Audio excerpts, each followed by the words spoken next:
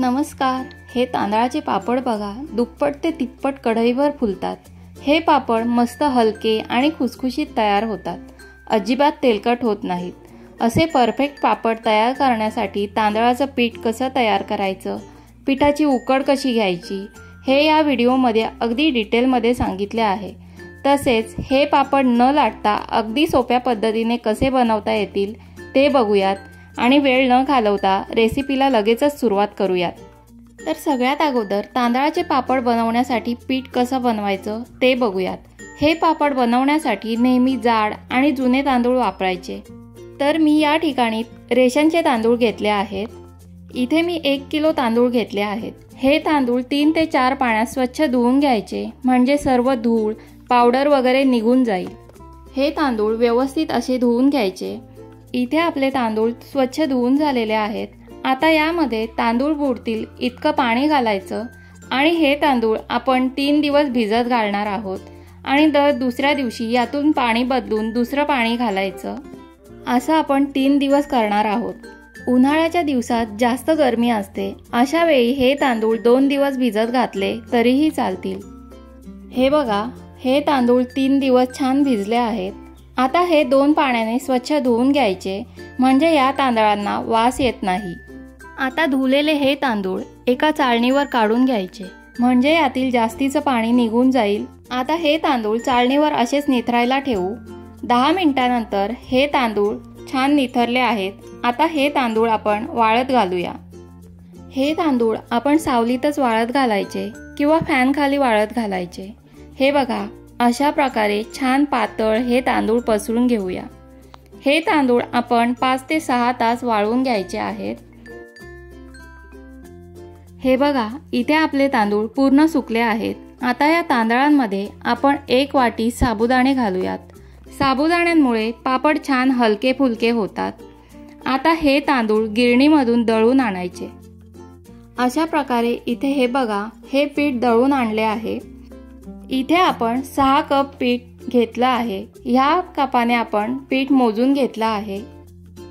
त्यानंतर इथे आपण 2 चमचे जिरे मिक्सरच्या भांड्यात घ्यायचं आणि हे जाडसर असं वाटून घ्यायचं.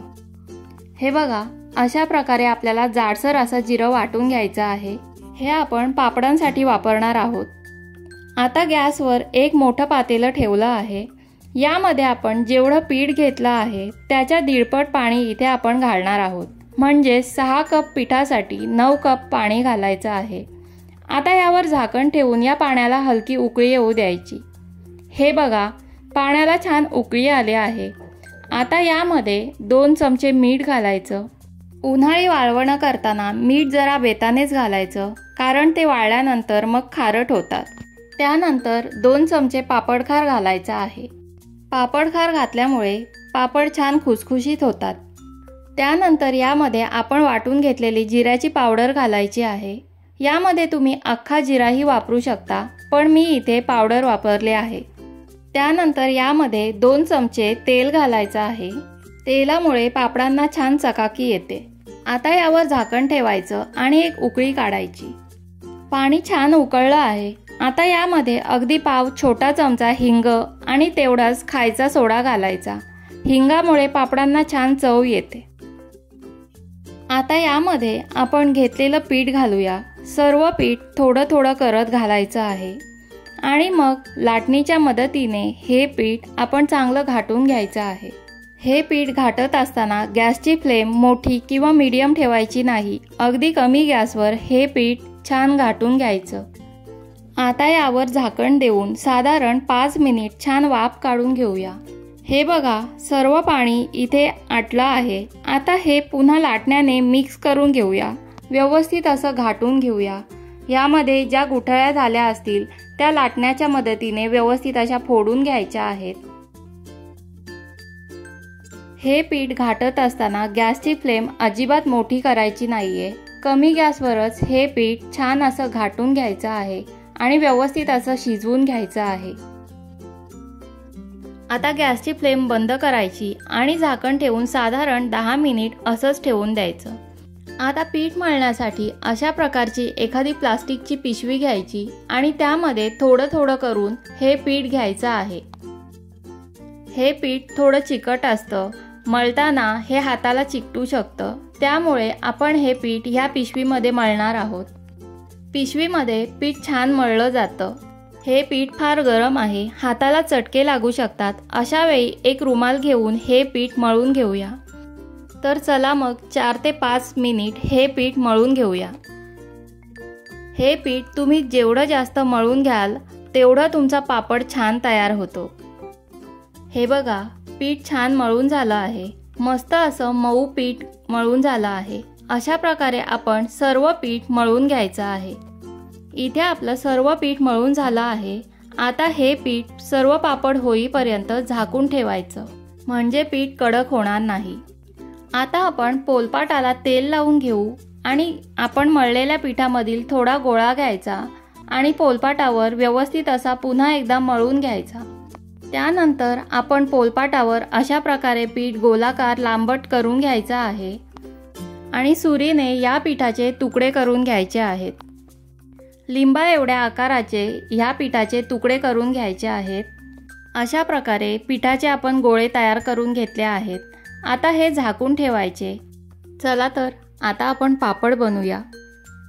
तर इथे आपण पापड न लाटता बनवणार आहोत। त्यासाठी प्लास्टिकची एखादी पिशवी घ्यायची। अशा प्रकारच्या चौकोनी पिशव्या असतात त्या घ्यायच्या, दोन्ही बाजूनी त्या व्यवस्थित अशा कट करून घ्यायच्या आहेत। आता त्यामध्ये पिठाचा एक गोळा ठेवायचा, त्यावर प्लास्टिकची दुसरी बाजू ठेवायची आणि हाताने व्यवस्थित असं प्रेस करायचं। आता यावर ताट ठेवायचा आणि जोर लावून तो पापड पसरवून घ्यायचा आहे।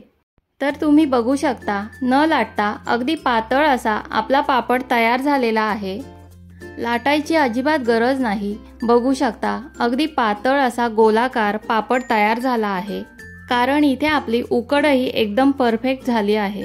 इथे आपण प्लास्टिकच्या पिशवीला अजिबात तेल लावलेला नाहीये। अशाच प्रकारे आपण बाकीचे पापड तयार करून घेऊया।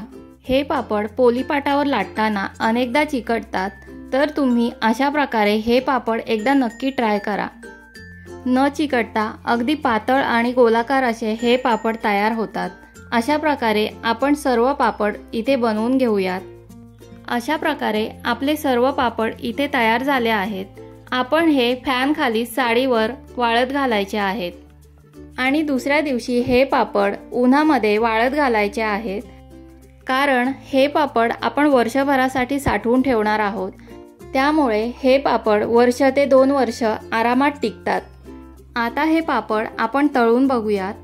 तळण्यासाठी इथे मी कढईमध्ये तेल गरम करायला ठेवलं होतं।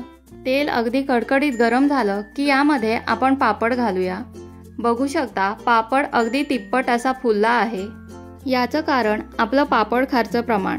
पापड खारचं प्रमाण जर जास्त झालं तर पापड लालसर पडतात। तर बघू शकता, आपले पापड इतके मस्त तयार झाले आहेत। अगदी हलके फुलके आणि तिप्पट फुलणारे हे पापड तुम्ही एकदा नक्की ट्राय करा। आणि व्हिडिओ आवडली तर लाईक, शेअर आणि सबस्क्राईब करा।